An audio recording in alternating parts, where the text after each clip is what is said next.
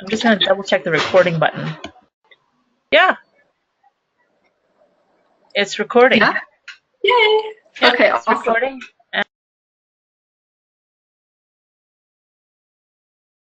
Jenny said they could.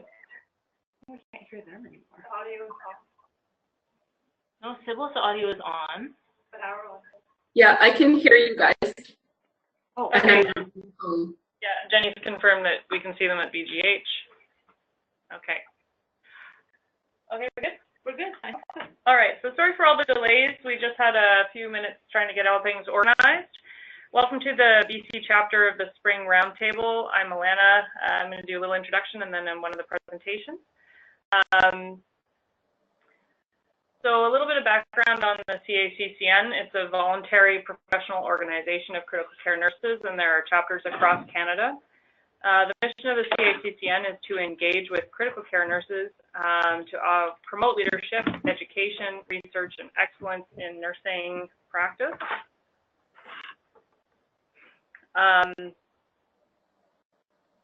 And also, it's a way to offer network opportunities among the nursing critical care group. And sometimes that, as it does today, it extends to some allied health groups as well. The BC chapter includes nurses in direct care roles, as well as leadership roles, research and education roles all over BC. We have a number of chapter leaders who are on the executive, and we all work together to put together local events like the BC Roundtable. And we're trying to do this about twice a year these days. I think this is the fourth one, fifth one, fourth, fifth, something. We're losing track. Enough that we're losing track, so that's good. We meet monthly, and everyone is invited to join the meetings. We always meet online, so Vinny, who can they reach out to if they want to be? So you can either email our chapter webpage, our email address, which is bclm, BC Lower Mainland, @caccn.ca, and we're happy to connect you. You can go to the CACCN website, and all the information about how to join us that way is there as well. And we have a Facebook page, so you can also just message us through our Facebook page. So yeah, we're always looking to recruit new members, so please do let us know. For the roundtable today, we as a group came to realize that there is a ton of excellent work being led by nursing and allied in critical care across BC, and the roundtable is an opportunity to showcase some of that great work. And today we've gathered 3 speakers, so I'm going to talk about the Wishing Well project at Vancouver General. Sybil is going to talk about the Wishing Well / Wishing Tree project at Kelowna General Hospital. So she's joining us remotely. And Gail and Tammy are going to be talking about assistive communication here in St. Paul's ICU. We are recording this event, and we'll be posting the recording on the YouTube channel. The link will be freely available, and you can share it with whoever you like. If you choose to speak, you may or may not be on camera, but your voice will certainly be recorded. So if you prefer not to be recorded, please just post to the chat comments. We have 4 sites joining us today. So St. Paul's Hospital is where I am, Vancouver General, Kelowna General, and Mount St. Joseph, which is great, and I think we have a few callers on the line. We will give time to answer questions at the end of every presentation, so you can wait until the end, or you can post in the chat, and we'll try to answer a few questions from the chat at the end of the presentation. Anything else, Vinny? I think that's everything. And I think I've got all my things. So this is what everyone else is saying. Great. Okay. Perfect. Okay. Just wanted to chat. Okay, so I'm going to talk for the next 20 minutes or so about the Wishing Well, and then we'll give some time for questions. Yeah, so I think I'm just going to get started, if that's okay. It's about 2:30, so I think we're actually on time, so that's good. What I might do, just before you start, Sure. is just shrink this so you don't have to be in the Thank you. That's great. I don't want to see myself. Okay.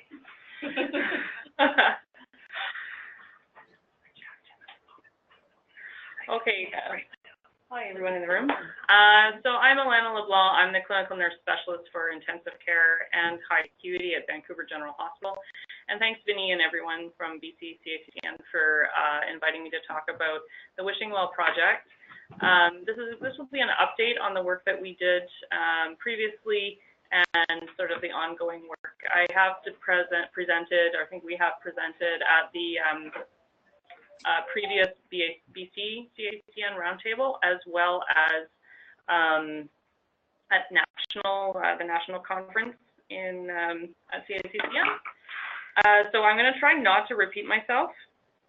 Pause while I start a timer here. I tend to rattle on.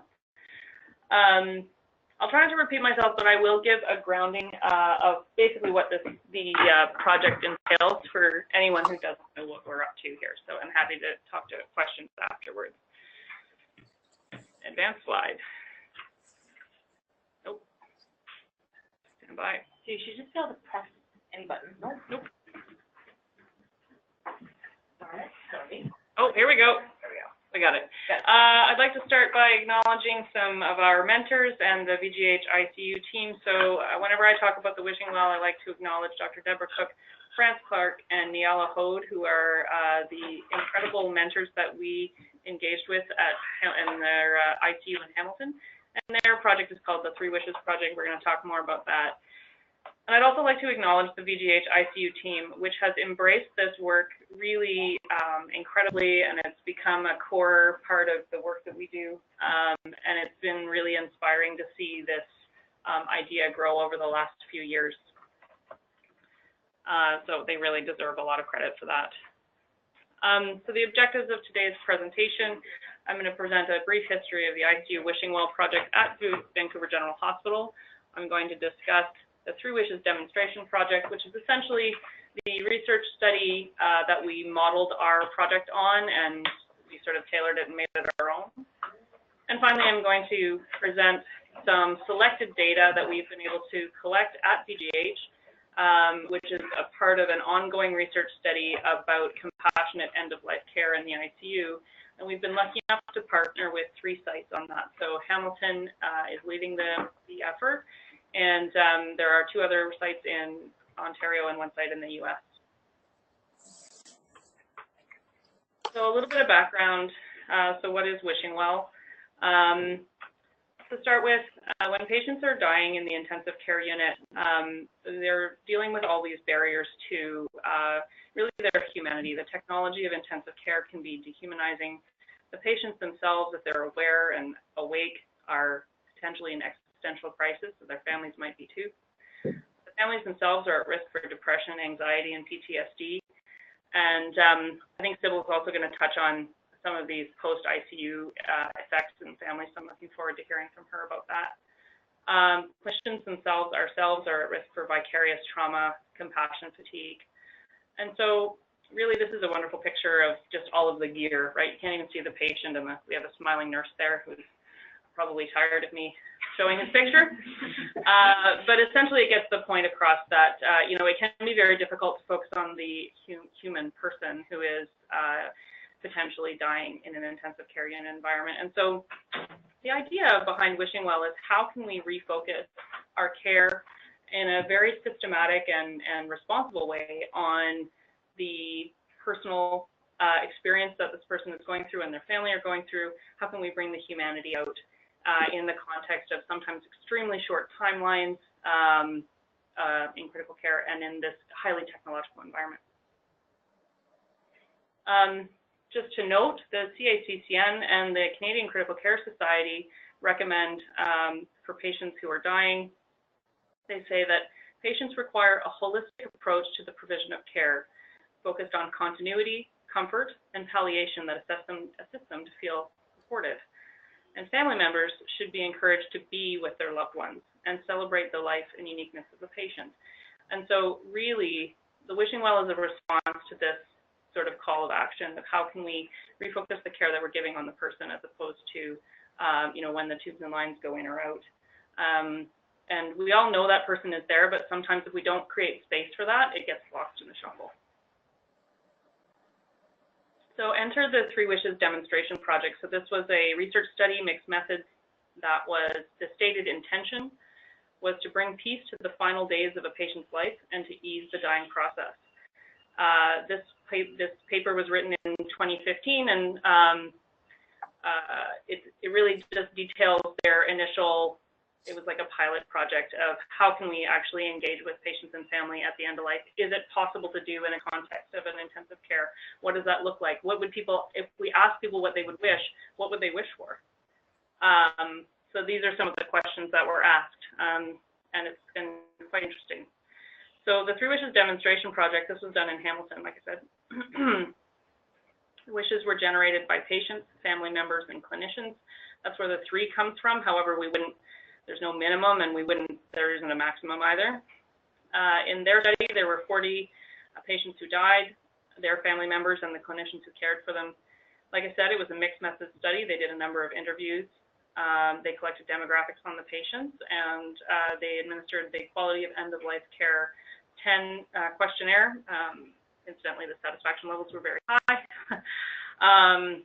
And a number of other metrics were applied at that time. I'm not going to go into a ton of detail, but 159 wishes were enacted before or after death in the course of that. And so what they demonstrated was that simple actions, such as providing a hair wash, or painting someone's nails, or making a word cloud, or assisting with a Skype call or FaceTime call to facilitate communication, had big impacts. So often, very simple actions had lasting impacts for the benefit. So the short history of wishing well at VGH is, so I was aware of this work. I thought it was a great idea. A couple of us around the ICU at VGH had thought, hey, yeah, this looks pretty good.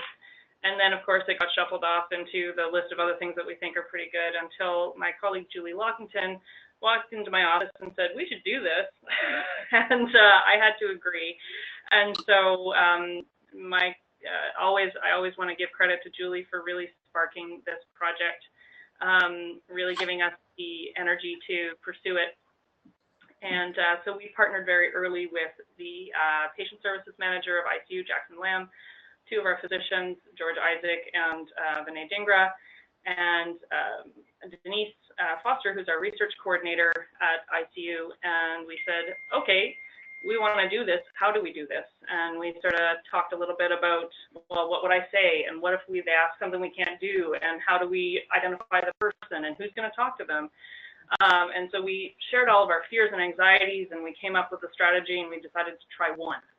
So we tried one, and then that went okay, and then we tried another one, and that went okay. And we started learning along the way, and then we started snowballing and asking other people to be involved.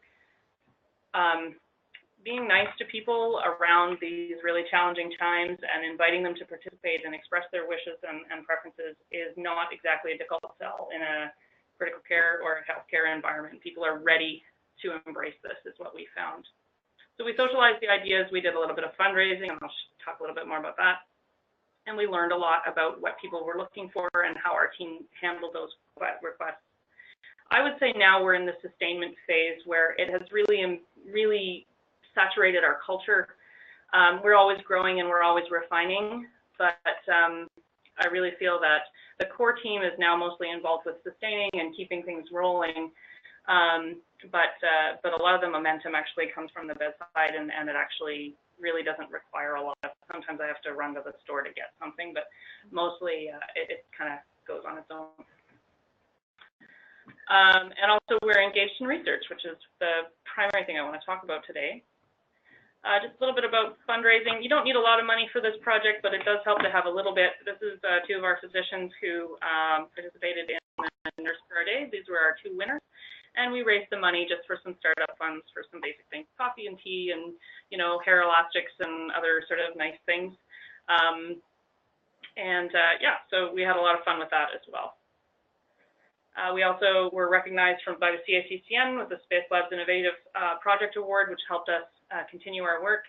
And we were also fortunate to get a Patient Safety Quality Award. So at this point, like I said, we're in a sort of a sustainment phase, but we've also been really fortunate to be able to partner with a number of other sites to start looking at what we're doing and what the impact is on patients and families and clinicians and administrators, actually. So we're involved in a multi-site study that's really focused on compassionate end-of-life care in the ICU, and it's a mixed method study to investigate the scalability, transferability, sustainability, and value of the Three Wishes project. And I put in there wishing well. In the context of the study, we often talk about Three Wishes, but really the wishing well and with Three Wishes are the same thing, same concept. So at Vancouver General, we have collected data on 95 patients. So that doesn't mean we've done wishing well with 95 patients. We've done wishing well with a lot more than 95 patients over the last 3 years. But these are the patients that we've entered into our data. So we have data on 95 patients. We have 3 clinician focus groups. We did 5 manager and administrator interviews, and we did 10 postmortem family interviews. So all of this data collection is ongoing and the analysis is ongoing, but I can basically give you guys a bit of an early view of what we're starting to see.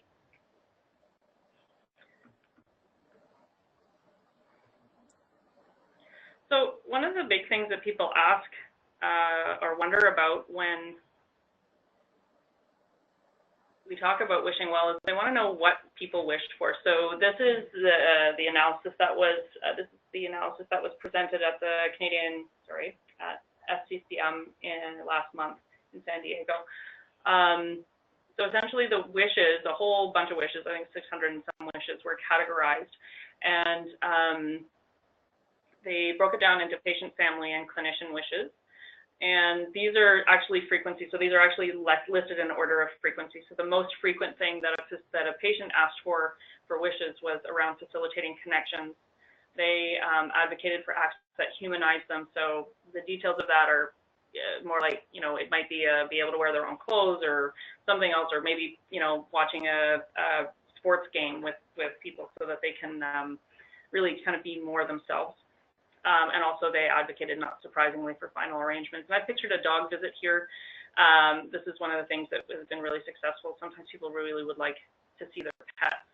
And it's quite meaningful, impactful to bring in somebody's pet from home, or sometimes just to bring in somebody else's pet to cheer them up. So, we've had a lot of animal visits, and we've actually advocated to relax some of the, or we've tailored the pet visiting policy so that it would we could allow for this.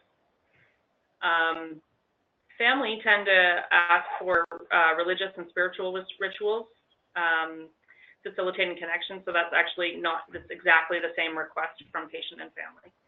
And also frequently ask for music. And this is a picture of one of our very talented ICU nurses who came and brought her harp and played it for family. Actually, at the bedside, you can see the monitor in the back there. Finally, clinicians advocate for personalizing the room, and so there's a picture there of a decorated room for a celebration, but often it's quite simple. It could be just pictures or other things that really just make it look a little bit more homey. They also look for facilitating family care. They want to take care of the families as well as taking care of the patients, and they also, word clouds was really high on that list. So a word cloud is a collection of words that's arranged sort of artistically that describe the patient, words or phrases. Now, the group in Hamilton does a lot of word clouds, which I think accounts for some of the frequency. I think at our site, we do a lot of heart strips. We do word clouds as well, but I think the thing that's really taken off for us is heart strips in a frame. So you take the ECG strip, frame it on like a template that we've created, and it's actually sort of like a gift to the family. And it's actually something that a lot of people have commented on in our data as we've come back to asking people about the impact. So a little bit about the qualitative information that we've been able to collect. So this is one of the administrator perspectives at our site. So this is what they said. It's low cost, easy to implement, quite impressive gratification from many of the staff members and the recipients, which in this case are patients and families. For all those reasons, it seems to me it's a win-win-win. There aren't too many things that we do in medicine that have that impact. And when you collect a number of these perspectives together, this was themed out, and this data was also, this analysis was presented at CACCN as well. Was being presented was, I just think it's such a beautiful way of expressing it. Not all that counts can be counted, which is sort of the theme of the qualitative analysis. And the conclusion of this part of the study was, managers we interviewed demonstrated a broad appreciation for different forms of value that clinical programs bring to a hospital. They were supportive of initiatives such as the Three Wishes Project, which promote institutional values in ways that they acknowledged are difficult to measure quantitatively. They were enthused by the stories they had heard from families and staff reports of a renewed sense of purpose at work. So I think this really has a beautiful way of bringing together the idea that there's a lot of intangible benefit here, but that doesn't mean that we can't demonstrate the benefit. We might not be able to count anything about it. Maybe it matters whether or not we have 90 patients. Maybe it only matters that we have one patient, but there is value here. And I think we need to be creative about how we express that. So what do clinicians say? This is a clinician in one of our focus groups reflecting on a situation where a person who was dying was comatose, non-interactive, and had no family of their own. And so the clinicians chose to honor this person by doing a bath and playing some music and sort of having some time with this person, even though they had never met them.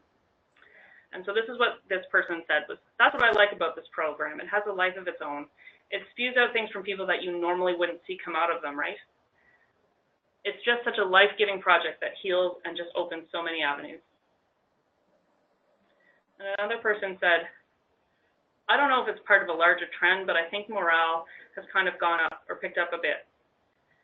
And I think there's perhaps some different or additional emotions around comfort care now where we get attached to these people. We love these people. We care for them. We're sad. We cry. They die. But there's this additional element of celebration is a strong word, but of honor, of recognition, of joy.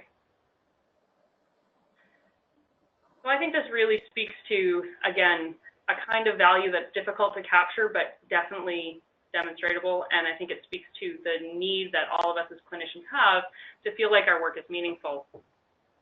And it can be difficult in the context of an intensive care unit where you're constantly looking for cure. A ton of what we do is around end of life. And so I think we do need to connect with that and understand what that means to us personally as clinicians. Finally, and I know you're all wondering what the family perspectives are. So these are selected quotes. This has not been analyzed.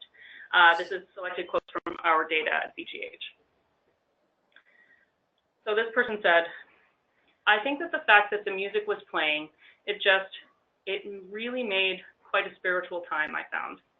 It was something that we could feed the emotions towards rather than just sitting there silent, listening to people cry. I think that it would have made it a lot more somber. We had a lot of people, a lot of close friends, but they did not know each other. But everyone was hugging or in arms or crying or passing around the tissue box. It was just such a moment that we all felt so connected. Through that moment, we have become incredibly close. And this was this person speaking a year after her partner had died. Next one, this is actually two people who was talking, so it's a little funny. She, and they were talking about the nurse here, she made us little cards that have his heart rate. You have it, she said. And they were starting to pull this out of their wallet as they were talking to me. She was so nice. She was amazing. She personalized it. I have it in my wallet too. That was something that really meant a lot to us at the time. And then they followed up with, as I asked about enacting wishes and what was it like? And they said, it was an amazing experience. I'd recommend it to any family, even though you're going through, well, no one can understand until you lose your child, the horror of losing a child. But even being able to wash my son's hair, I can't explain it.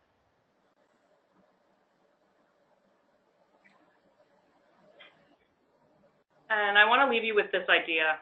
This is the wife of a man who died in our intensive care unit.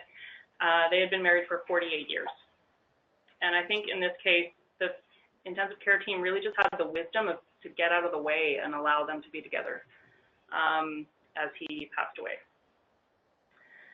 So she said, the way they accepted it and allowed me to do that, it made me feel like I had some control, I guess, and that felt good, which brought me a little closer to them, that they were being very understanding and supportive. So I think it made me feel more comfortable with my relationship with them because I was being considered. And I guess it helped me to be more personal with my spouse.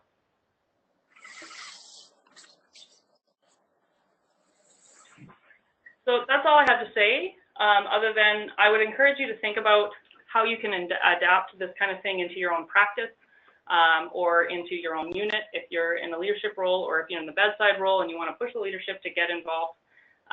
Really, it's all it takes is the first step, and then things will follow after. Good things will follow.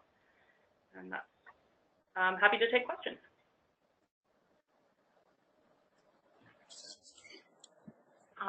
So, is there any questions in the room? Any? Are they usually achieving these conversations during family meetings? It depends on the situation. So I would say some of the discussion happens during family meetings. Often the discussion happens after the family meeting, particularly if the family meeting is about the transition to comfort care. People often need a bit of time to come to terms with the transition of curative care to comfort care. And so sometimes it comes up naturally, and then sometimes we follow up at the bedside. And any person can talk to anyone they want about wishing well. These conversations at this point are usually initiated by either the bedside nurse, the spiritual care provider, our social workers do a lot of this, and it's very much embedded as part of their work. And our physicians also will bring it up. Yeah.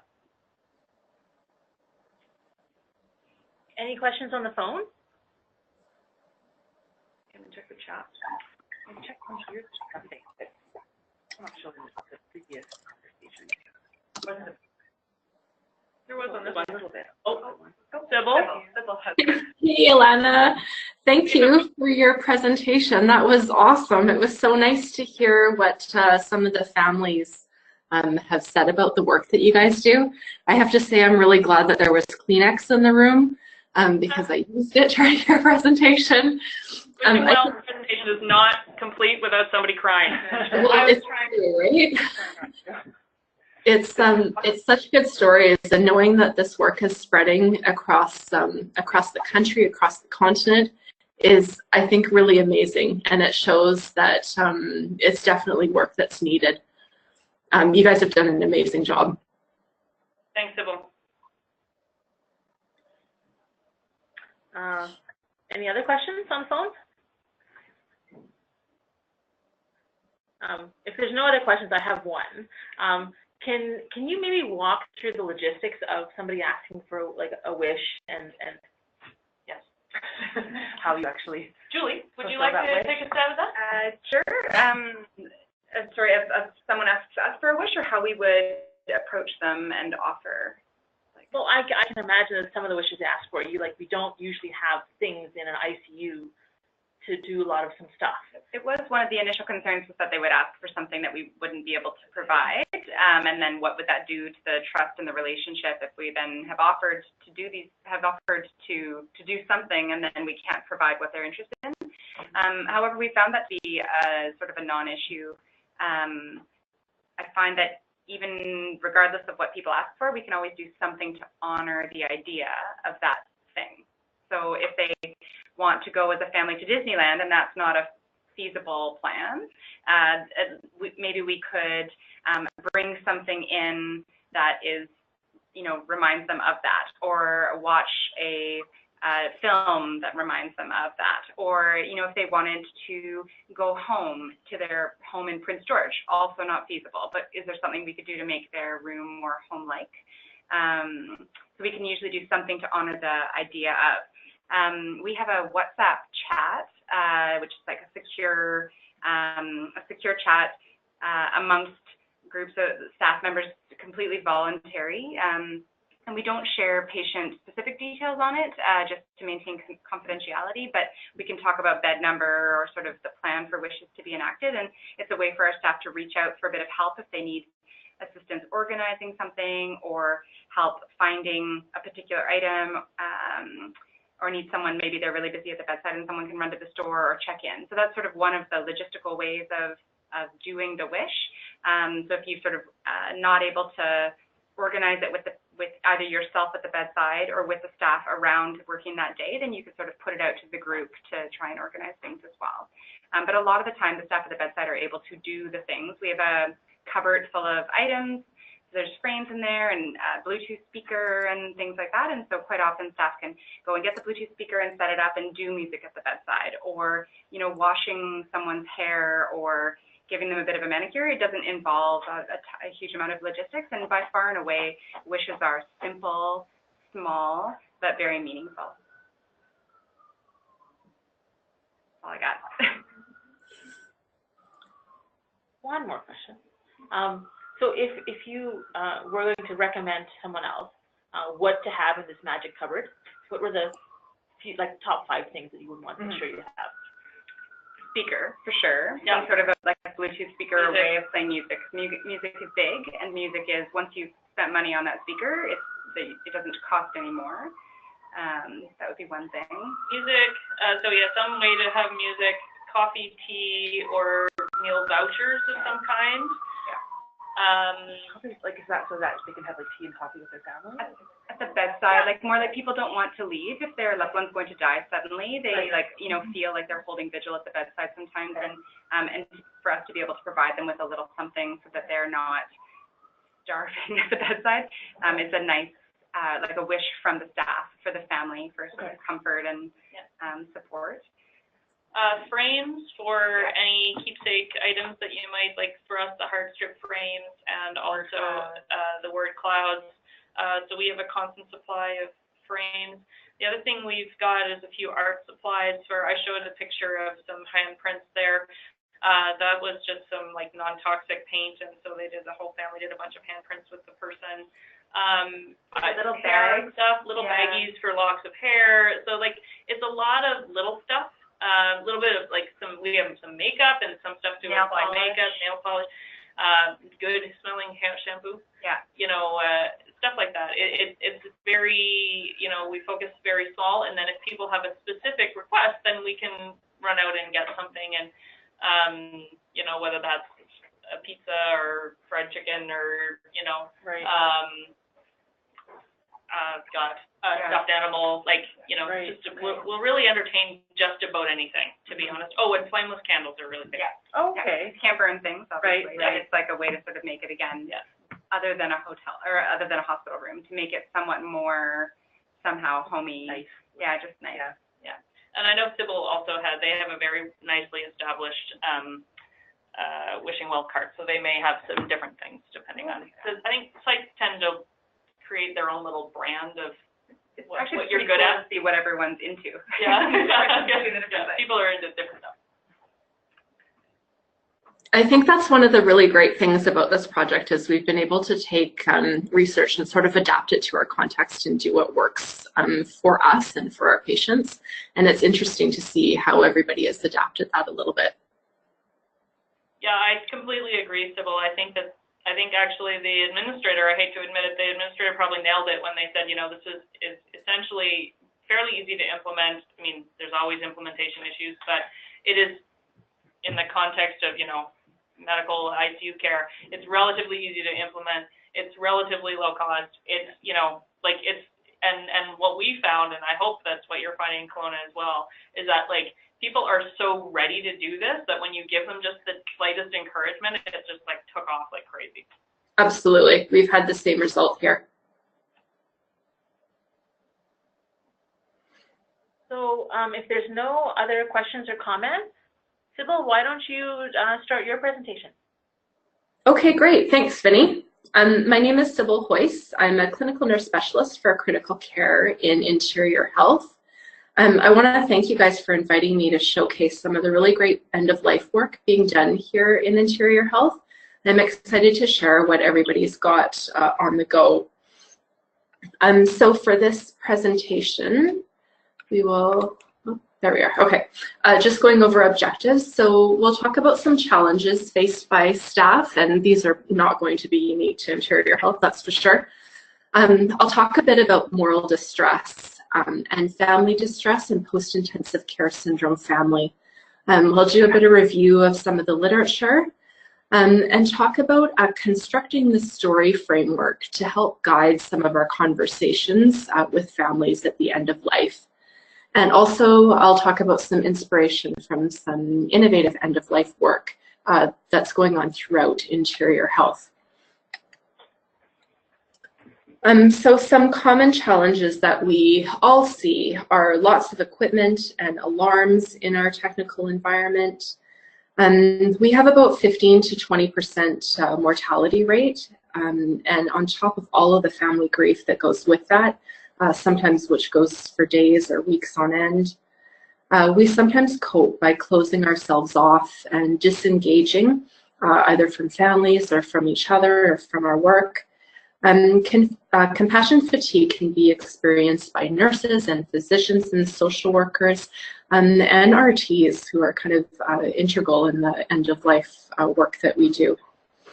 And if we don't do anything about compassion fatigue, or if we don't even recognize it, it persists and then deepens with age, and we learn to cope sometimes.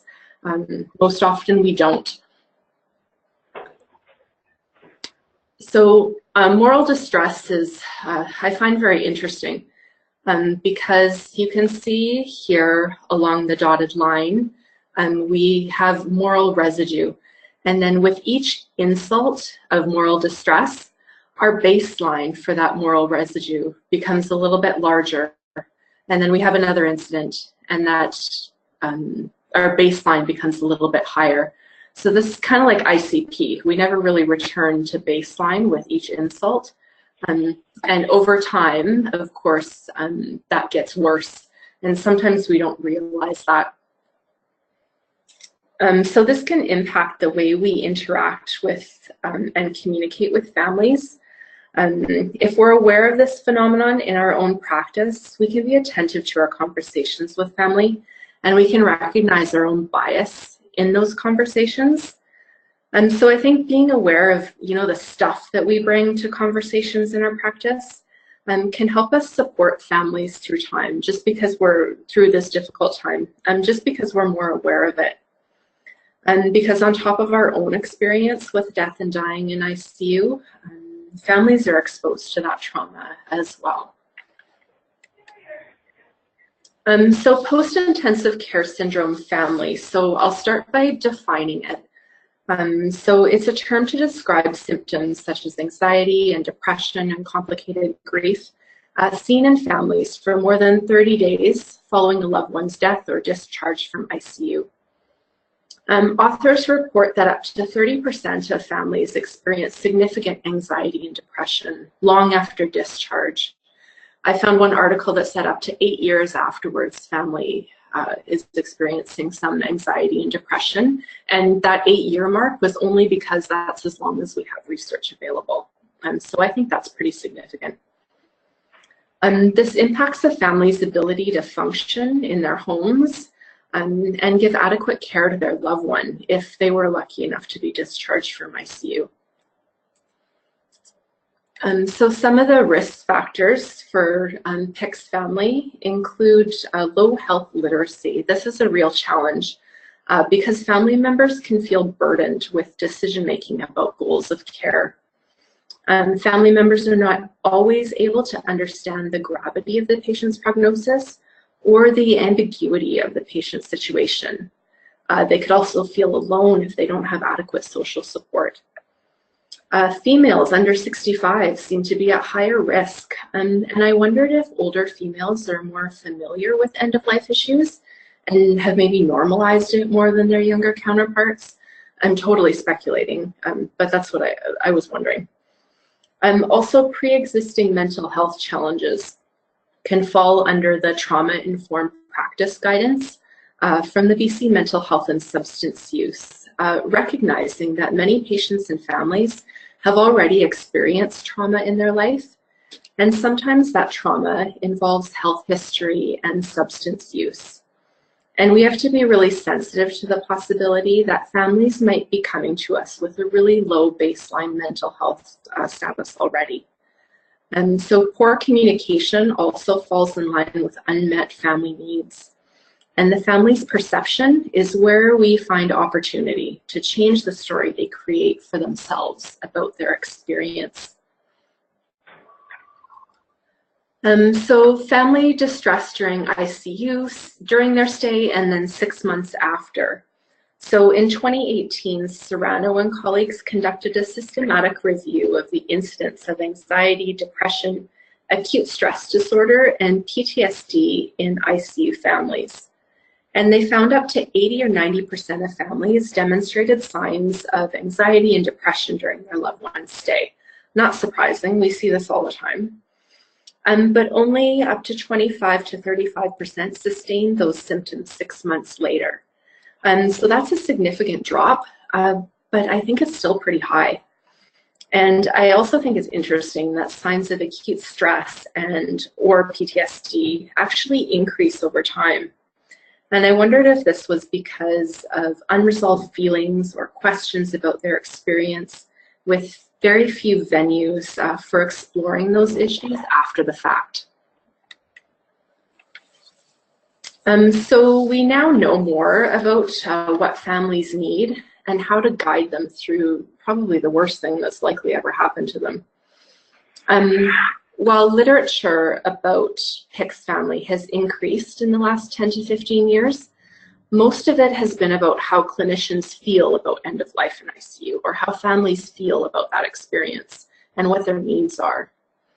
And while this talk about feelings is interesting and validating, the research didn't really determine what physicians and nurses actually did with families, what they said, and how they guided families through their new reality, which would be much more helpful.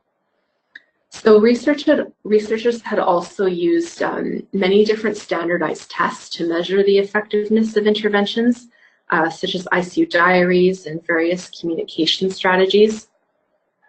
Unfortunately, much of that research used either small sample sizes, or it was conducted in another country where end-of-life practices differed from Western culture, or it was focused on pediatrics or oncology. So transferability to our adult ICU setting and culture was a little challenging. But research started to change in the last few years, such as with Dr. Cook's publications. So in 2015, Pete McAlpine and colleagues, they interviewed 19 experienced ICU nurses in 4 large Midwest teaching hospital ICUs. So researchers were from the University of Minnesota, the Center for Bioethics, Philosophy, and School of Nursing. So their goal was to identify and describe specific communication practices used to negotiate consensus on withdrawal of life-sustaining therapies to guide families through end of life. So for the first part, pulling disparate information together. So individual services, like surgery or renal, they may have very optimistic prognosis from their end and their aspect of looking at the patient. But when all issues are considered together, a shaky foundation could emerge. And so it's a challenge for family to decode some of that language that they hear. Nurses also seek a shared understanding with physicians about prognosis, and this helps them pull together all the pieces, both for themselves and for communication with families. For number 2, learning end-of-life wishes, we should assess what the quality of life was prior to admission and investigate what new baseline the patient would be satisfied with. And that includes gathering thoughts on end-of-life wishes. So for number 3 in their steps that they came up with for their framework, nurses also translate information to patients, reviewing the story of the illness trajectory and then preparing them for the conference. Nurses relay information to physicians as well and help them understand where the family's at and what their highest needs might be. For number 4, nurses help families understand that they aren't making the decision to pull the plug, but they're helping the team understand what the patient would consider a meaningful recovery. And this is, I think, really important for families to understand. I can't imagine what that kind of stress might be like if you don't really understand the purpose of the questions being asked of you. And then number 5, we have the last step in the process, so creating and holding space for goodbye. And that's what we'll talk about today. But first I wanted to share a story about one of the practices that one of our doctors here at KGH did. So it reminded me of work that one of our physicians, Dr. Rolfe, used to do with families. So Dr. Rolfe helped families construct a story of the illness trajectory and the outcome of complications. So each pillar of the house represents a body system, all together supporting the foundation of the house. And as each pillar got weaker, the foundation became more unstable. And he communicated this in a way that the family would understand, and he referred back to this metaphor over days and weeks as the condition changed. And I think this is a really good example of the Peden-McAlpine framework that we just talked about. And as we learn more about the work going on at VGH and Dr. Cook's work, we were inspired to start something similar here in Interior Health. And we actually learned about this work through one of the very first BC chapter roundtables, a presentation just like this about 2 years ago. And I believe Alana and Julie, you guys were speaking about that. And so that's kind of what inspired us, because we watched that roundtable and we're like, hey, we can do that here. Let's try. So I hope that others are as inspired as we were about changing the way end of life unfolded for our patients and families, as well as our staff.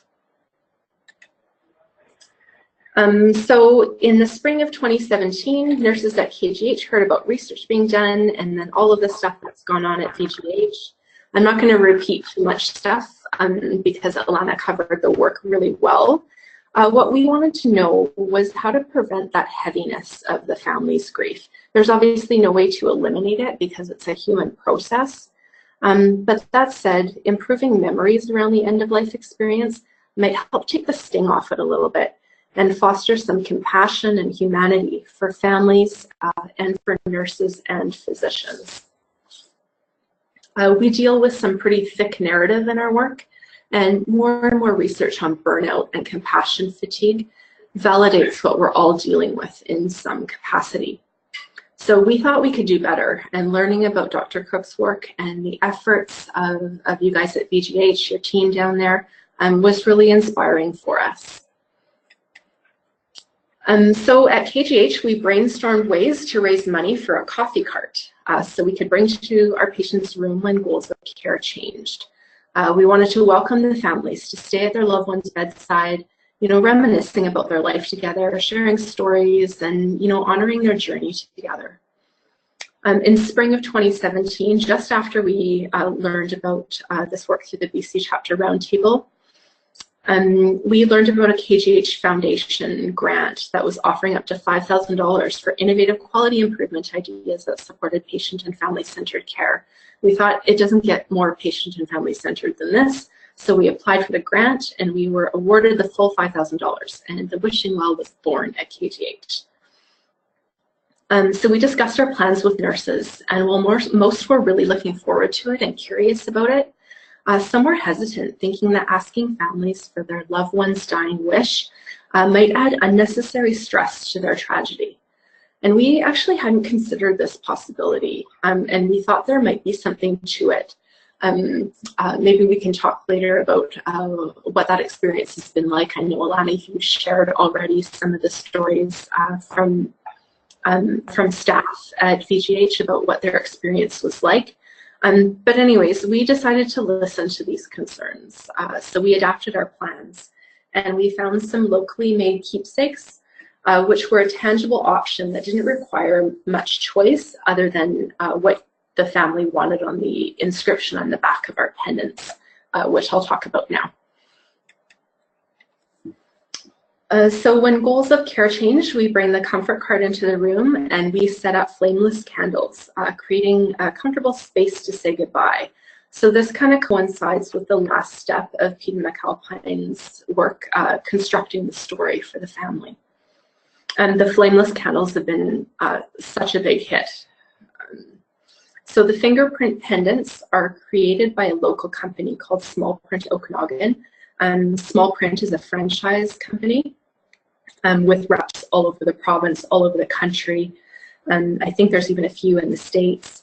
But anyways, the KGH Foundation funds 2 fingerprint pendants per patient, and families encouraged to participate in the process of making the mold as well. So that's another way to kind of involve them in creating the memories of that experience for them.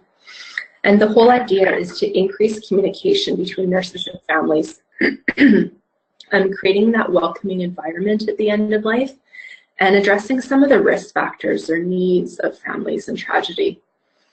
And the hope is that families have less severe incidents of anxiety and depression, and staff leave knowing that they've made a positive difference in patients' lives.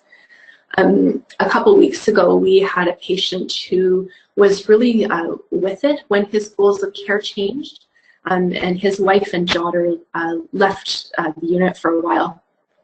And while they were gone, the nurse that was caring for him presented the pendant options. And he was thrilled about it, but he wanted it to be a surprise for his wife and daughter. And so the nurse and the patient created these molds, and the patient wrote a note to his daughter and his wife, and that was delivered with the pendants a couple weeks later after he had passed away. So I can't imagine what a surprise that must have been for the daughter and the patient's wife.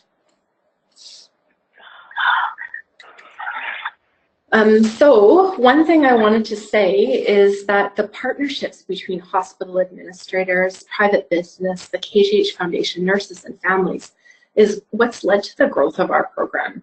So as we had this idea and we talked to everybody, the doors just seemed to open for us. Everybody wanted to jump on board. Our partners provided resources needed to create a solid foundation for practice and culture change. We aim to improve the perception of care at end of life, creating that space for goodbye. So again, addressing that last step in the Midwest study we've talked about. Over 2 years, we've supported about 80 families. We've secured funding for continuation through private donations, specifically for this program. We are going to spread to CSICU, CCU, and NICU this year. And the KGH Foundation is also helping us develop a patient information and grief booklet.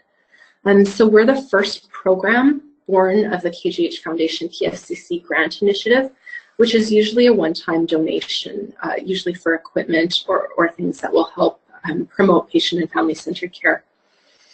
My partner, Robin Goklin, and I just presented our work at the BC Patient Safety Quality Council Quality Forum at the end of February, and that was a career highlight for sure. That was pretty incredible to be part of that. Our physician group has even incorporated a checkbox on our new end-of-life order set, which will be rolling out here probably in June, to kind of show support for what we're trying to do. And often it's the physicians that ask the family if they're interested as well, which is really great to see some interdisciplinary involvement in this. And so there are also other hospitals around Interior Health that have jumped on board with Dr. Cook's work. And so I want to recognize that work now. So it's great to see us all on the same page, working towards the same goals. So in Kamloops, the Royal Inland crew were trailblazers, and they jumped on board with Dr. Cook's work even before KGH had heard about it.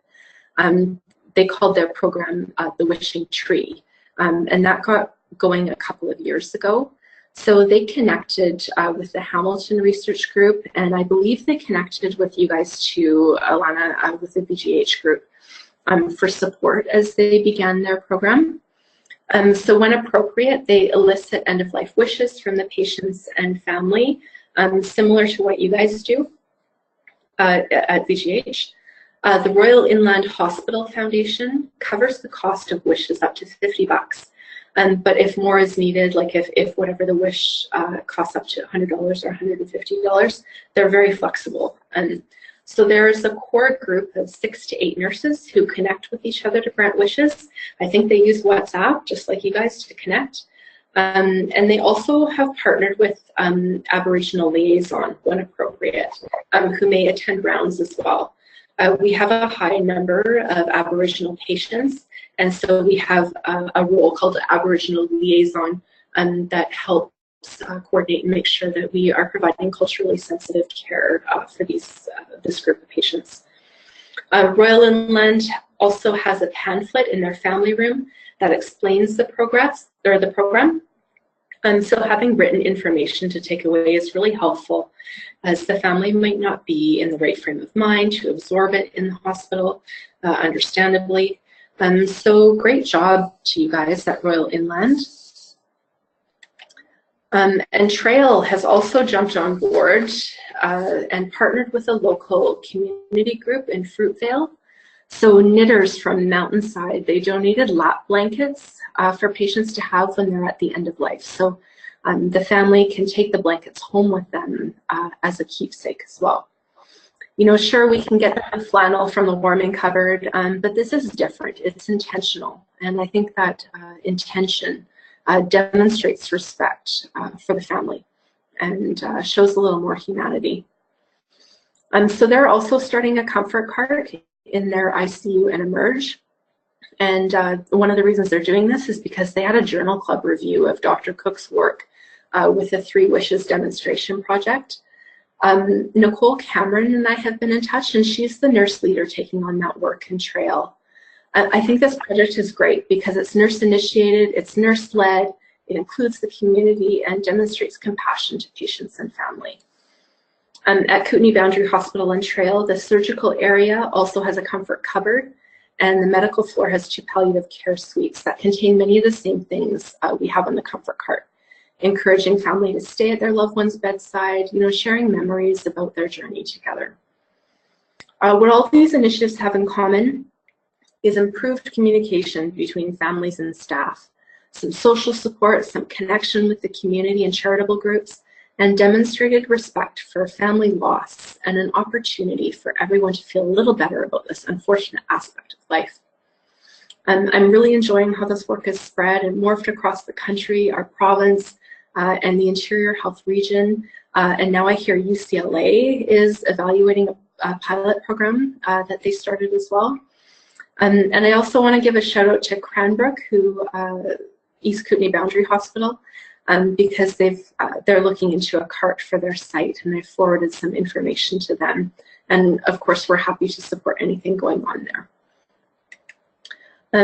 So I just wanted to thank you all for listening to our story and all the great work going around interior health in the province. I thought this was a really great picture to show how we, you know, pile on the sandbags to help support that house on stilts. But sometimes Mother Nature gets the best of us, and we are unable to support that. But at least we can help make the experience and the memories of that experience a little bit better. So some of the references I've used for this here, the Peden McAlpine framework. And as well, I wanted to point out this last article, the Twibble. They have a quiz at the end of their articles, so you can kind of test your knowledge. And this is a really quick article that kind of summarizes post-intensive care syndrome. And that's the end of my presentation, so thanks for listening. Is there any questions?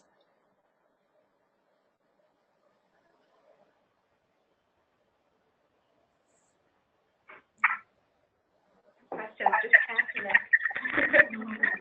Yeah, I think you beat Alana with the tears, because I totally lost it for part of it there. Oh. Aww. Oh. No, that was it's a beautiful, beautiful presentation and a great project, and it's just what I am just reflecting on is how it's the same concept, but how it is implemented slightly different ways, but it gets to the same thought and action and connection. So really, and it really embraces the community that it's been created out of. The foundation support that you've managed to obtain is really impressive. It makes me wonder whether we've asked enough of our foundation at VGH, actually. I feel like maybe we need to... The foundation is thrilled to be part of this, the KGH Foundation. They have been so supportive, and now that the doctors are on board as well, it's become kind of a clinical initiative So I believe that the KGH Foundation is trying to sponsor this work in collaboration with Interior Health so that we can keep funding what we're doing. I know you guys have said a lot of the wishes that you've granted don't cost very much, and we've had some experiences where we've asked families what they, or patients, what they would want as a wish for their end-of-life experience. And one thing we did was help create hand molds for a wife and husband. The husband was passing away. And so they wanted to create a mold, like a plaster mold of the wife and husband's hand together. And so the family went out and tried to find some medium to make that mold. And then they brought it back to the unit, and it took about, I think about 6 nurses to kind of help hold the patient over while they created this mold. And then the family took that mold home and created like a statue kind of the husband and wife's hand together.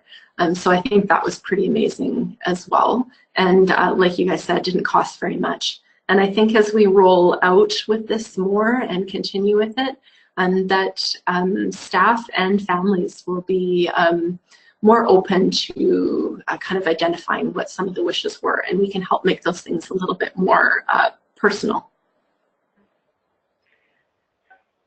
Yeah, thanks for that, Sybil. Elena, I was wondering, you know, now that you guys have seen sort of the beginnings of this or established programs at several sites in your network, what would you say, or could you comment on what you think sort of the 2 or 3 key elements are to, you know, successfully initiating something like this?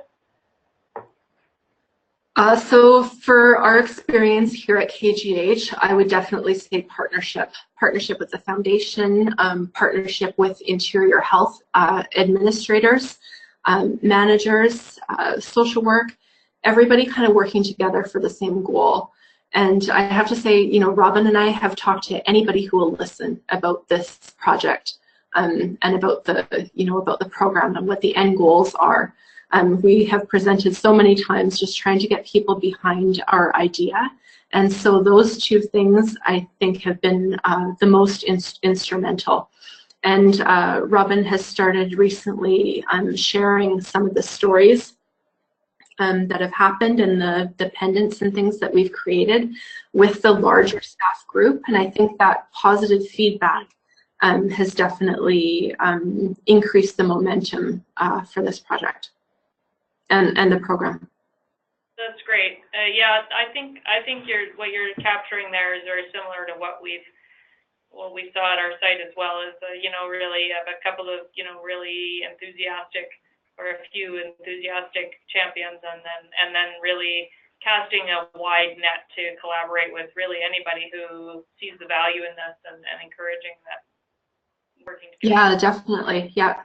One of the things that we've started to see on the floor, and this wasn't instigated by us at all, but that nurses were starting to bring the cart out to patients that have been admitted for major traumas as well, because sometimes the family, you know, it's so uncertain about what their prognosis is going to be or what their trajectory of care is going to be. You never know if it's going to happen instantly. And so they bring out the comfort cart for them as well to help encourage them and welcome them to stay at the bedside. So that's been really interesting, that it's not just end of life, but we're trying to spread this care for all of our patients and families, recognizing that it's all traumatic. Yeah, that's really interesting.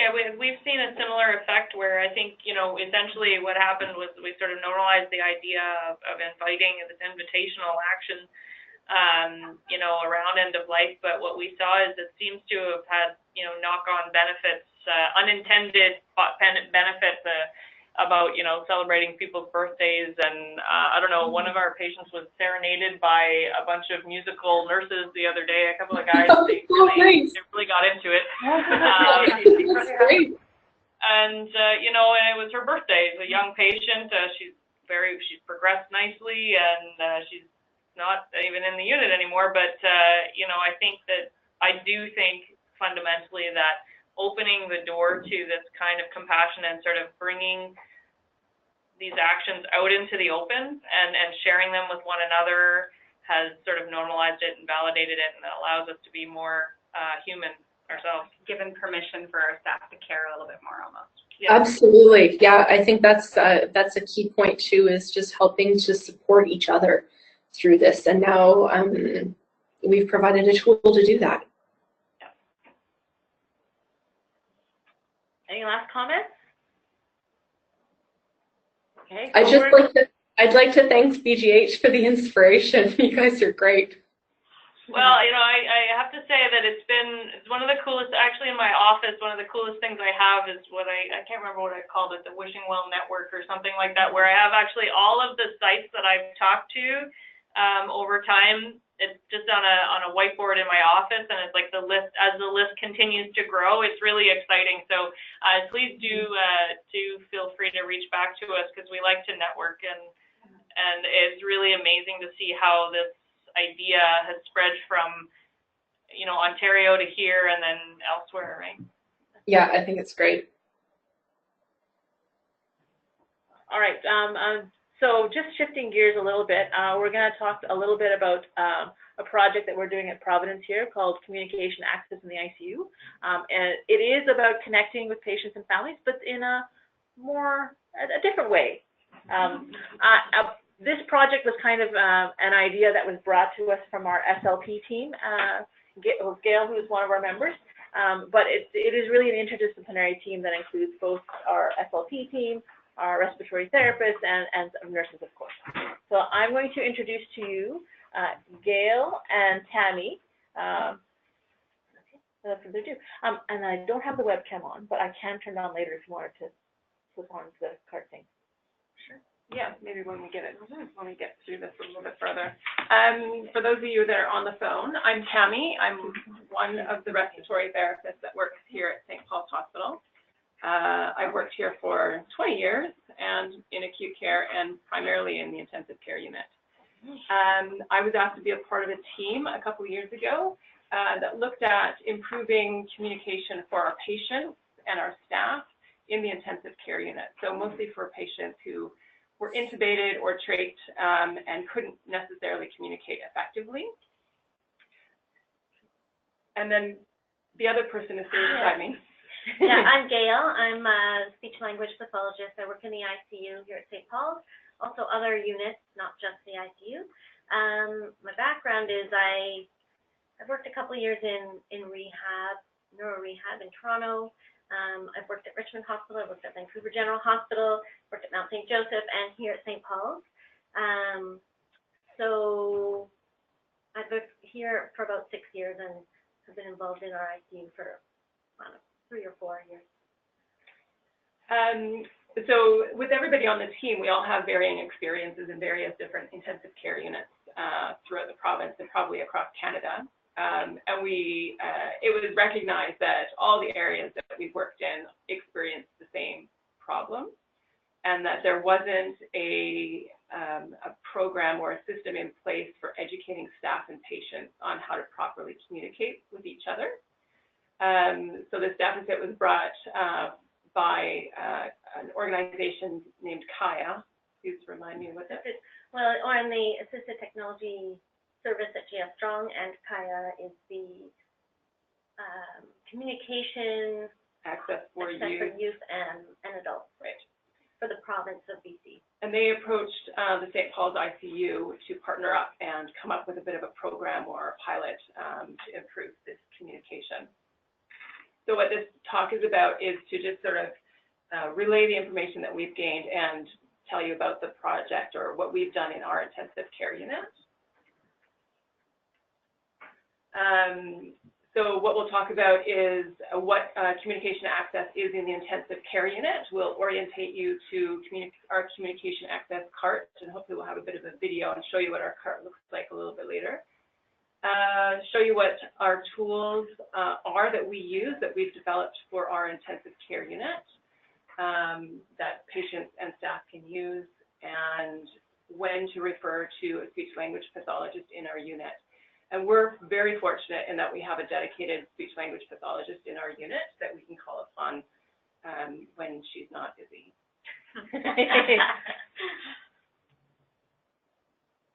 Next slide. It's important to recognize that each patient is different, and we have to be able to tailor our communication access to that patient and what that looks like for them for their accessibility. So it will vary for each patient, and we need to be able to coordinate, use a combination of tools for those patients. One tool may not be enough, whereas sometimes it is. Depends. So we have to assess our patients for which tools would be more appropriate.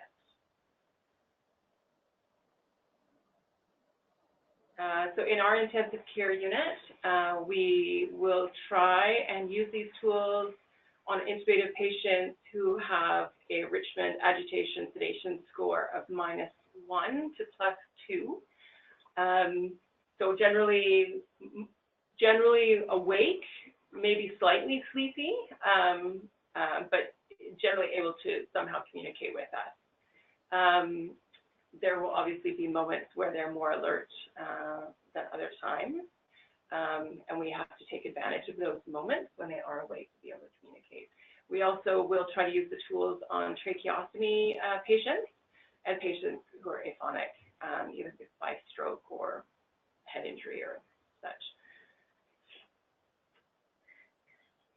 Yes, I want to clarify, there are 4 team members in the room right now that are on this team, so I will invite them to jump in and add to the dialogue. Yeah, it's Gail from speech. I just want to, oopsie, sorry. So just to add to what Tammy said on this slide, that, you know, we got to take advantage of those moments that they're awake, because I'm more than happy to come in and try to establish communication methods and tools and systems for a patient. However, most of the time, our intubated patients in particular are sedated or unconscious for other reasons, but they may wake up for moments at a time, and the nurses and the RTs are the ones who are there at bedside all the time. So if they can really just grab those moments to have a chat, see if something will get in or come out from the patient of what they're feeling, what they're thinking, something very important they might want to say, or that you might want to relay to them about their condition, about their family, or whatever. That's why we're trying to get it out to all the nurses and RTs at bedside. But I am also more than happy to come and consult.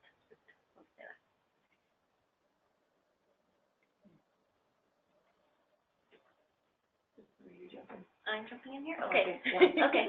So we've done this talk for a few different groups. We've done it for the ICU education days here at St. Paul's, for the respiratory therapists, and we've asked people what they are using already, because you've all got things you're using to communicate with your patients. So Tammy's put one up for you there. People ask yes/no questions when, especially someone's intubated or trached and are very unclear with mouthing, or they're edentulous and don't have their dentures, so it's really hard to read their lips. So yeah, we ask yes/no questions and ask them to nod and shake their heads. So that's something that sort of consistently nurses and RTs are saying they're already using. Anything else from this room that you're already using at bedside with your patients? You may not be in an intensive care unit, but you may use tools with your patients out on the wards as well. Writing boards. Writing boards. Or letter boards, yeah. Okay. You can point to letters. So, what have we got? Oh, there, that's the next one, yep. Gestures and written notes, you said. Yeah, so those are super common things used. One patient, we have their family, their friends developed a system. She normally blink her eyes, she doesn't blink, right? And they've asked her to do an alphabet system, like but she goes her eyes and it gets the right letter. Wow, Yeah. that is hard. Yeah. Okay. That takes a lot of, well, it's not just time consuming, but it's like a huge cognitive load on someone who might be already very It tired. works And sometimes, other times not so well. Yeah. Helps that she usually has a lot of like visitors, so that they're very like Yeah. dedicated and helpful. Yeah. So that's super interesting. I don't know if everybody out there heard that, but it involved somebody saying the alphabet, and then the woman with Guillain-Barré kept her eyes closed until they came to the letter, and then she'd open her eyes. Yeah. That's a very clear one. Yeah. Because I hate blinking. Yeah. Because everybody blinks. Yeah. But yeah, Yeah. interesting. Okay. So is it gonna go? No, it's not. This is the one that. Oh. There you go. You got them all. Okay. So here's a few more that we would suggest. So talking alone is, I don't know about you guys, but I'm not just talking, I've given you a visual, and we are all awake, cognitively intact, not sick, not tired, not on drugs that are making us sleepy. So even if I've just spoken and given you no words, no gestures, I mean, I know some of you can't see me, it just doesn't go in as well, right? So gestures are super helpful to help. And also, we're using medical speak, so it's not super familiar. So using gestures and facial expression, tone of voice, body language, drawings in addition to writing, reading, well, the same thing, and pictures and maps, calendars and objects even, right? So real objects are the most salient thing that people understand. Even if a lot of different cognitive systems are gone, they may, you know, you show them a fork, they know what that's for. You show them a Yonkers, they may know what a Yonkers for, right? They've been to the dentist. But so objects, you know, there are so many ways to communicate a message, even the more complicated, the harder, but simple messages in particular. So taking sort of a page from what we call supportive conversation, usually use it with patients with aphasia, but it's sort of the same thing with their patients who are intubated and sort of maybe not fully with you. Help them to get the message you're saying in. So if we slow down our rate of speech, we limit the amount of talking we use. Speech pathologists are known for talking a lot, but when it comes to talking to our patients, I and a lot of other SLPs will use as few words as possible to get that message in. I won't say, I think that, I wonder that, and maybe we will, right? Just say whatever it is, directly and simply. Break it into short chunks. Your comprehension decreases with the length of complexity of your grammar even. So simplify content. And try to use as many modalities as possible. It seems a funny thing to do, to speak and then write out a keyword and show it to a patient, but if you're only talking and there's no visuals, it can be really hard to take in what you're saying and remember it. Yeah, and use some tools from our cart, which is coming up soon. So getting the message out can be very tricky. It takes patience and it takes some time. And you might not be successful. That's another thing. But we can try, we can only try as much as we can and give as many tools as possible. So we've got in our cart some yes/no questions just to see if they are answering appropriately, right? Because we tend to ask only questions where the answer is yes. You know, if I see you shivering, I'm not going to say, are you hot? You know, I'll say, are you cold? And the answer is yes. And our tendency when we answer a question, if we don't understand, is to say yes. So we got to be careful about the types of questions that we ask. So in the cart, we've got a short list of yes and no answer questions. And verify. So you can also try to ask a question in a different way, where the answer is the opposite, but it's the same question. Given choices, written or verbal choices, so maybe you can write 2 words. Is it this or this? And they could point, if they can point. Encourage patients to gesture. I'm sure you do so many of these things already, but you know, putting it all together sometimes is hard. And verify. I'm just going to jump in there. It's important to be, what am I trying to say, consistent with how we approach our patients in the way that we're communicating with them. The way one nurse or RT communicates with a patient will be very different from the next person that comes on. So this was another part of the project, was sort of educating our staff, multidisciplinary staff, on how to be consistent with the way they approach the communication, so that everybody was sort of doing it the same way.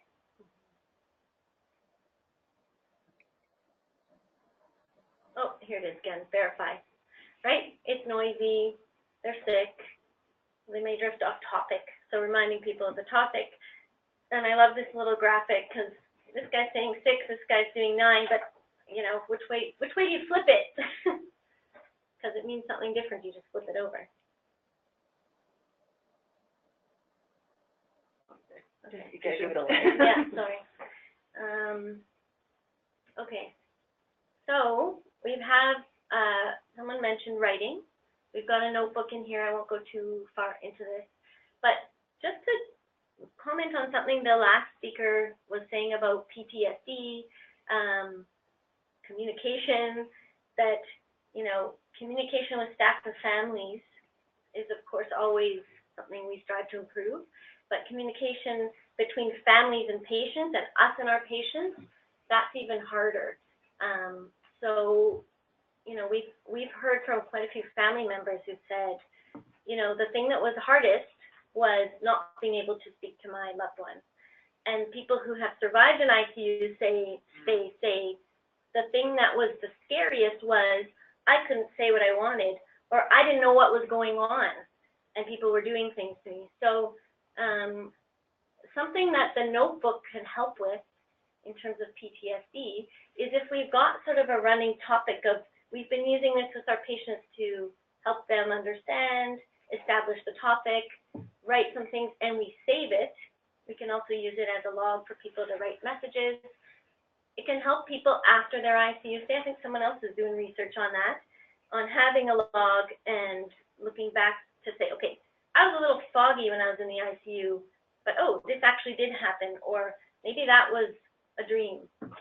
So anyway, these notebooks have been very successful, and we've had people request it. Don't tell people not to throw it away. I want to save it.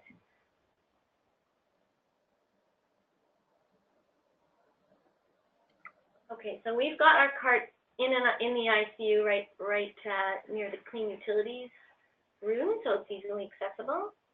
And we've got space for feedback, and I'm constantly asking for feedback. Tammy's been getting feedback, everybody, and we use it to change it. So, you know, the purpose is for it to be useful and make sense to the people who are using it at bedside. So we've been trying to do that.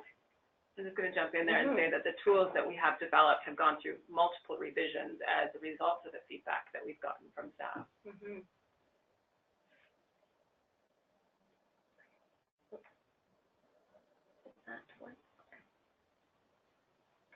So this is, we're jumping into what's in the cart. This is sort of a screening tool to see what can your patient do and what could I possibly use with them. I'm not going to go through this whole thing, but you know, can they move their hands to point or write? If they can't, what do I do? And the second side of this is sort of ways to establish yes, no. If your patient can't nod or shake their head, which is the best, can they do thumbs up, thumbs down? And it's sort of in order there of easiest to interpret to hardest to interpret. So that can, you know, it gives you options. You know, can they move? Well, how can they move? Or how? So now you've established how they're going to say yes, no. Then you go to some yes, no questions, see if they can actually answer. Because if they can't answer these simple questions with your established yes, no, they're probably not going to be able to spell a word, whether it's writing or pointing to an alphabet board. So you might want to try again another time when they can answer your yes, no questions.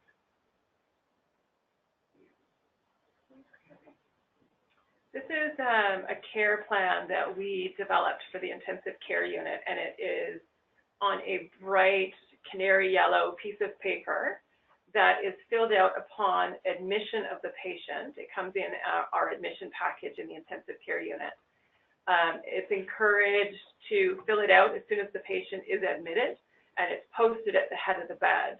The intent for the tool is for anybody that's visiting or attending the patient's bedside can look at the head of the bed, see what their preferred name is, rather than calling them by the wrong name. They may go by a nickname as opposed to their middle name as opposed to their first name. So everybody can see that. It also indicates if the patient has dentures, glasses, or hearing aids that they need in order to communicate appropriately.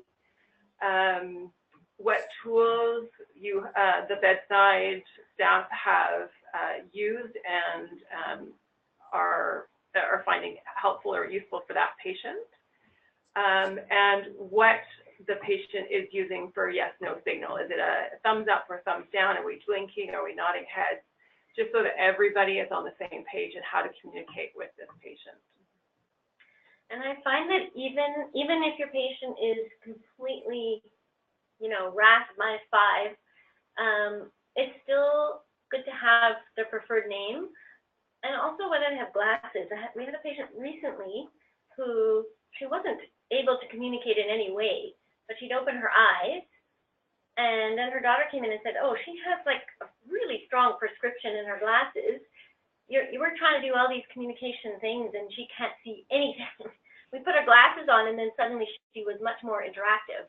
I mean, still not able to do a ton, but so much more, and probably so much better for her how she felt being there, right? And what's going on.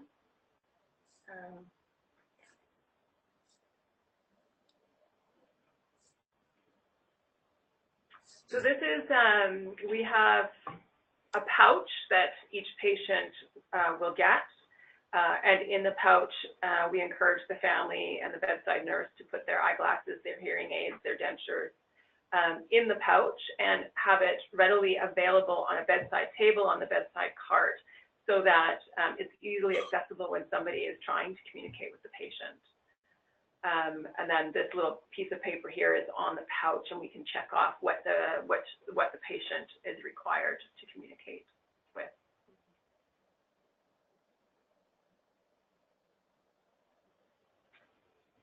These are orthotic devices. So your patients who, for example, might have Guillain-Barré, they may not have the dexterity. They hold a pen, or a stroke patient, whichever.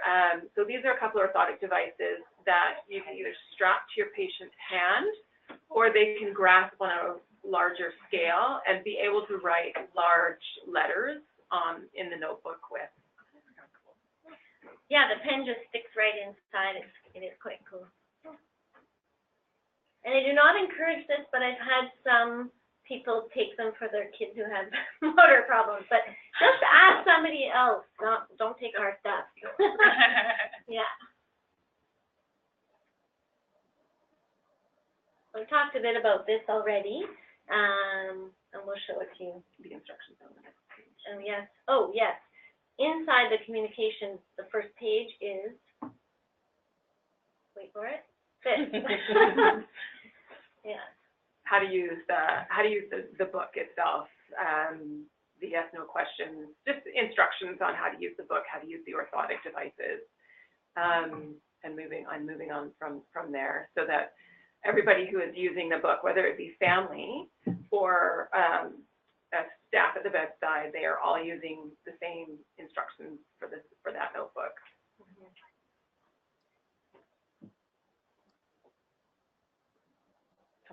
So there's a bit of a delay. So we also have, so now we're moving into the communication boards that we have, and they're all sort of stuck onto hard cardboard. So it's a little bit easier to use with a patient in a bed. Sorry, just to jump in there, it's important to note that all these tools are single patient use only. Oh, okay. So they can either go with the patient or they get recycled, but we can't use them between patients for infection control. Not laminated or anything. No. No, yeah, that was a question we asked. Could we laminate them? We've had a lot of conversations with infection control, and there's also we've now been told we can use like a metal clipboard to make things a little sturdier, especially the notepad for writing on, because we're trying to find a notepad with a very hard back, and it's still not really hard enough for if you're in a bed with pillows and stuff. So we are using metal clipboards that then we wipe down after. Yeah. But so this is a simple yes, no, I don't know board. So it's ready-made for you, but you know, I encourage everybody to remember that you can change it however it suits your patient better, right? If this is a whole page actually, so if your patient can't lift their whole arm to point to yes, then just put another page on top and write yes and no closer together. See if they can do it that way. So everything is modifiable, nothing is written in stone, and things will evolve. You know, their way of communicating will evolve as they change, hopefully as they improve. And I think the one thing that I like about this particular one is not only do you have yes, no, I don't know, like we never asked I don't know, but it's red and green. So you're getting the message, not just with the text, but with the colors and all of those things too. Yeah, because, you know, green means go. So. So I heard. No, you go ahead. Okay, so alphabet boards. A note about alphabet boards: spelling orally is difficult. So imagine spelling this way. It's like mentally spelling. So, you know, it's best to, if you're helping your patient, they can't point at it. Even if they can point at the letters, write it down in the notebook as they go so they don't lose track. Even a short word, like a 4-letter, 5-letter word, by the 5th letter, you could get, you know, forget where you are. So, and also when you write it down, it's easier to anticipate what the word might be, like text predict. And you can ask, although that can get annoying if you keep guessing the wrong thing. So whatever, just gauge your audience, right? If it does, it gets, but it can be quicker if you don't. And I don't think I've ever seen error or new word, and that's sometimes the thing where people get stuck. Yeah, like stop guessing, or no, you've written the wrong letter. It's an error, right? So, or there, I'm done. We had other things in the, just stop it now. We had other things at the top in the gray, but it got too busy, so simpler is better. So as part of our cart, we have a binder on the cart with these instructions on the front, and they're ideas for patient or for our staff to use with our patients. But in the binder is a whole host of stickers that we can hopefully show you later. You can take the stickers and create these boards for your patient. So they may be patient care stickers, like a picture of somebody brushing their teeth. And you can take those stickers and put them on the board and create their own little personal board so that they can either point at them or eye gaze at them or whatever. So this is just a list of different ideas to help staff with those boards. Maybe we'll show here. I'll just show this is hang on. This is an example of a board. We've left lots of spaces for you to include what's important to your patient. So your family members will probably help you the most with this, but you will probably discover a lot of things on your own that are important. Like they have a really itchy spot on their elbow or whatever.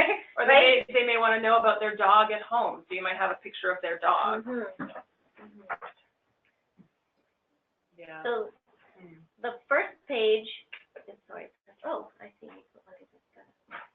So the first page of the communication board looks like this. So it's your pain scale, and a few different, the itchy's already there. It does, eh? Yeah, I mean, nose itchy, especially when it's 2 feet and whatever. Yeah, constantly. Yeah. So this is sort of what we decided as a group in the ICU are the most frequently used things, but you know, these are changeable. But because it's the front page, we're trying to think of the most common things people ask for. And then the next page, there's some other common ones, and lots of blanks. But of course, just another note about it, sorry, is that this takes some training, right? The patients won't get it right away necessarily. So practicing and saying, show me hot, cold, and then get them to point. Show me dry lips, get them to point. Make sure they know what they're looking at, right? Okay. Before you do the quizzing, you know, the distance breathing, hot, cold, go through it, and then ask them to show you. We also have a gesture board that people don't seem to like it as much, and also people think this woman looks stern. That's the nice word, stern. And we're going to change the medication photo because that one's pretty. At St. Paul's, that means something different to a lot of our patients. So that's going to change. But yeah, you can have. I had a patient who he was extubated, but he was completely aphonic because his vocal cords were paralyzed from intubation, and he was very gurgly. So when he did try to sort of make it, we just could not understand him, but he could gesture, and so we were practicing this, and he could not write because he wasn't strong enough. But so when I said, okay, show me how you gesture time, he didn't point to his wrist like this photo shows. He pointed to the clock on the wall. So then, okay, great. So I crossed it out on the gesture board and I wrote points to clock, right? So that is his gesture. It's not, we don't have to make people do these gestures. So anyway, it can be helpful for that kind of a patient. So this is our little sticker book that's on our cart. I don't think I showed you the inside of the book, but you can see the stickers on the outside of the binder there. That's the type of sticker that we have. We have multiple different types of stickers in the binder so that staff can just sort of peruse through it and take a sticker and put it on their individual boards for their patients as they need them. The other thing, if you don't feel like going to the book, is just draw or write in your box. I think where the sticker book came about is when we asked our staff what are the 10 most common things. We got 100 most common things, and we tried to cull that list down. We were like, actually, they're all really good stuff. How do we make this work for all of our patients? And so being able to modify it, and like the icons are out there, it's just nice to put it into a sticker, and you're like, okay, we're done. To use those, they have to be able to point pretty much to be able to use those. Yeah, or you can still do like with your alphabet board where you're pointing and they nod and shake when you get to the right one. That's a lot more time consuming, but it works, right? So you don't need to point to each one. You say, is it in this row? And you're pointing to the first row. So they shake. Is it in this row? Shake. Is it in this row? And then you go through each one. Right. Yeah. That's true. Yeah. So this is our cart in the intensive care unit. It's kept in a central location, so it's accessible to everybody in the unit quickly if they need it. So we just house the different tools on the cart. The cart is checked once a week for contents, and then we will know if somebody has taken materials off of it for a patient, and then we can follow up with perhaps that patient that they used it for, if they need any support with using the tools and such. On the top is a binder for staff to write feedback notes for us so that we can follow up with them or modify the tools as need be. And that's the front of the cart. It's a work in progress. So just a note that it doesn't always work. You know, we can only try and try our best. And when it does work, it's so great for everybody involved. It's amazing how, you know, bedside staff are so excited. They're like, wow, he told me such and such, or, you know, and when they get extubated, people are appreciative, right? But yeah, it might not work. You can try something once and it may not work. If you try it again another time, it may work. So maybe don't give up on a tool just because the first time it didn't work. And please refer to me if you want help on different ways to use the same thing, or another, something that's not on the cart that I might be able to suggest.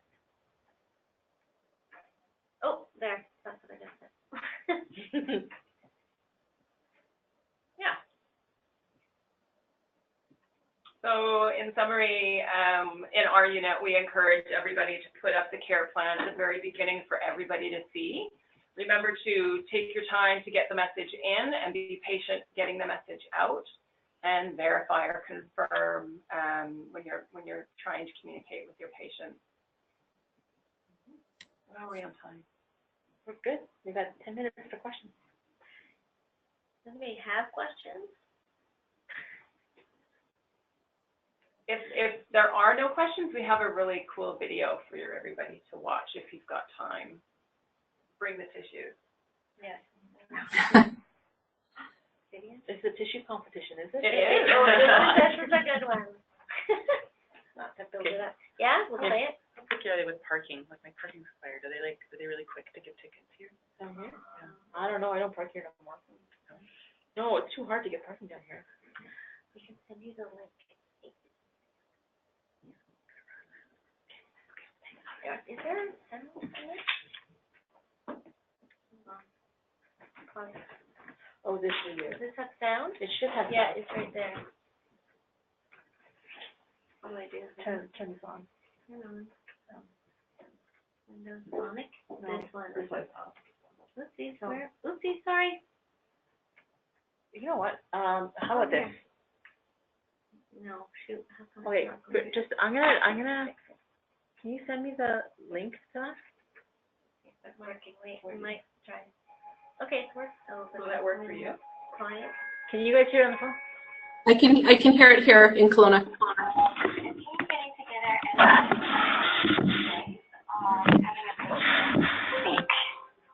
Hera, when I met him, it was in 2011. He was 19. He was living in a refugee camp in Nepal with his family. He has a mum and dad. 2 years ago, before I met him, Hera was in a motor vehicle accident.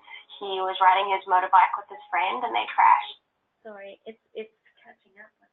I think the Wi-Fi is not fast enough to stay on top with the video. Okay, should we? So We can share the Should we link. make it smaller? Was that better? maybe what this video is Oh, about. okay. Here, let's They both weren't wearing helmets. No. No. His fairly significant traumatic brain injury. No, Okay, sorry. that's okay. Yeah, maybe we'll share the link, but this woman, well, who was on the screen just now, she was an intensive care nurse, and she and the speech pathologist talked about helping this man communicate. It's quite a journey. He was here for how many months, Vinny? Were you? You were here, Mia. I was here, I can't remember exactly how long, but I want to say at least You were here. at least 6 months. 6 months, so A lot of setbacks. it was a long journey, but anyway, it's definitely worth a watch. Yeah, and bring your tissues. Yeah, he's gone to Pearson, and he was with you last year, I think. Yeah, and that's how I watched this video, was someone's like, you should really check this out. Okay, again? I You went to have Pearson? not required our services for quite some time. Good, okay. I know that you guys have been working hard at, connecting with bedside staff and, providing this sort of education and promoting the use of the tools and stuff. So how has that been for you guys, and how, say, like, for the early adopters, obviously there's always a range of reactions to this, so maybe you can share a little bit about what that has been like around this project. I think it's a work in progress, for sure. I think going into this, we all knew and realized that the perception of it would be an increased workload. But I think the more you use the tools and understand how to use them, you get better at it, and you recognize which patients would benefit from it and which ones wouldn't. And it's not necessarily, you're not going to use these tools on all the intensive care patients necessarily. But I think, you know, as staff use the tools more frequently, it just becomes easier. But yeah, it's a work in progress. We're still revamping things, we're like revising things and encouraging bedside SLP support to get it up and going. So you'd say that maybe some of the best facilitators are like good patient selection, and then really experience, maybe like gaining snowballing experience with the tools and sort of seeing those successes and building on successes. Yeah. And familiarity with, right, like using the tools and being familiar with them and what you can experiment with the patient. Yeah, I think it takes time, and we've been doing this project for a while, but we've definitely had some problems at the beginning with our tools being too complicated. Then, you know, went to use it, I was like, oh my God, simplify, and then simplify some more. And then, so yeah, it's really, I think it just takes time to catch on, you know, and see what the results are. I'm very impressed with the lack of complexity in your toolkit. I actually think that is probably like one of the smartest things about this idea, is that to not overcomplicate stuff that and you know, to make it easy and accessible. So congratulations on developing a very usable product. That's hard because, and even like, I think that the first sheet that sort of is your patient appropriate and how to establish yes, no, that's a lot of reading still. It's still kind of word heavy, but it's simplified from how it started, right? So if anybody has any ideas on or feedback on changes, modifications, we are very open to that. Still, yeah. Yeah, ongoing forever, right? Because patient needs change, and people who are using it change, and it needs to fit who's using it, right? Yeah. I think my biggest lessons learned with this one is, because I shifted from bedside work to not bedside work prior to this project, and I look back at the work I did at the bedside, and I'm like, oh my God, I wish I knew. And the things I wish I knew back then that I could have applied was, one, assess your patients, because people have different types of communication barriers. But if you don't know what the problem is, you can't find the right tool for that problem. And two, there's more than one strategy to help you communicate with people with like voice or cognitive barriers. We have delirious patients, and we're like, oh, they're so frustrating. But there are ways to make it, even in the fog of delirium, make it easier for people to understand what it is you're trying to do by using multiple strategies. I think that was, I wish I was still a bedside nurse, so I could have done that.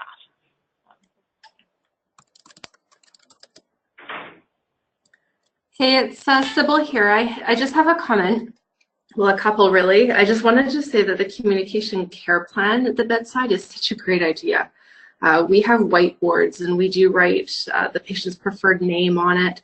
But I think that the communication care plan is really great for consistency across care providers. And so is this section for that you guys have made for what the patient likes to talk about.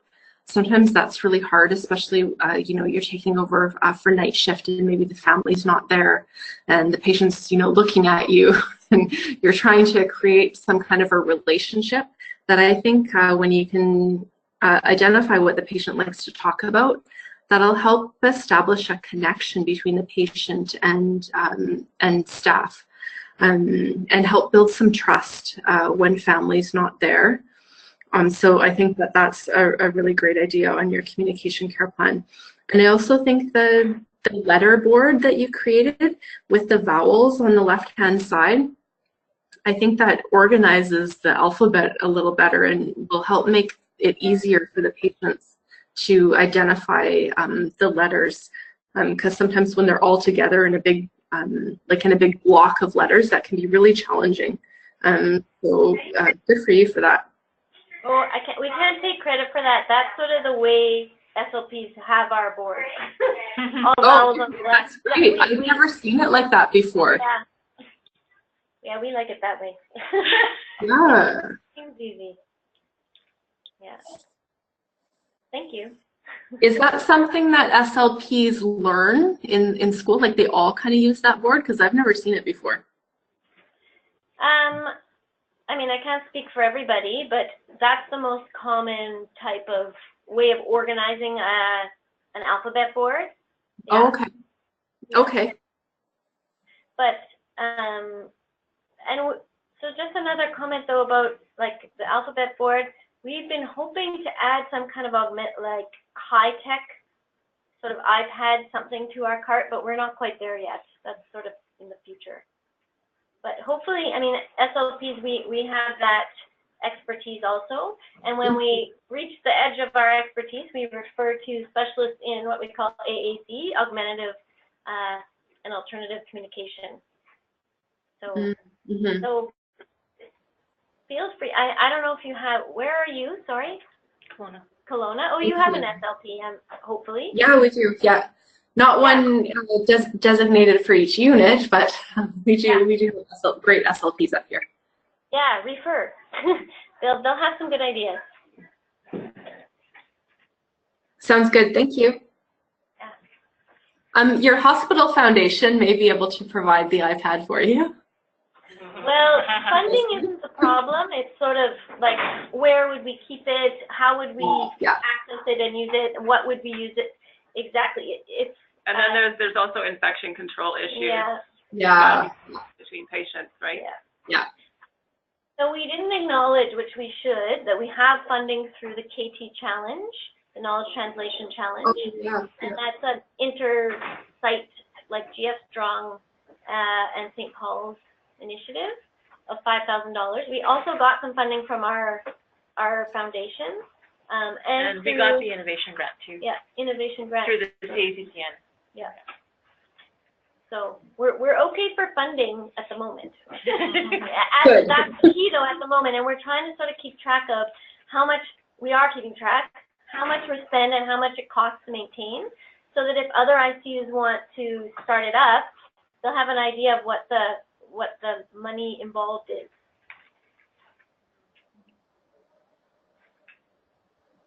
Okay. Well, I think we're at the end of our time. If there's any last comments or questions from the phone? If not, I think we'll sign off for today. Caller 3 talking? Oh, I don't know who caller 3 is. Does anyone have any last comments or questions? Can't hear. I hear a dial tone. Okay. Oh, Maybe it's Okay. Well, thank you very much for joining us.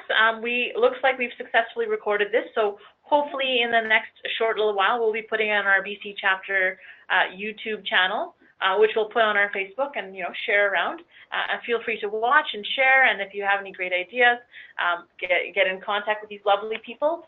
And thank you for joining us. Thanks, everyone.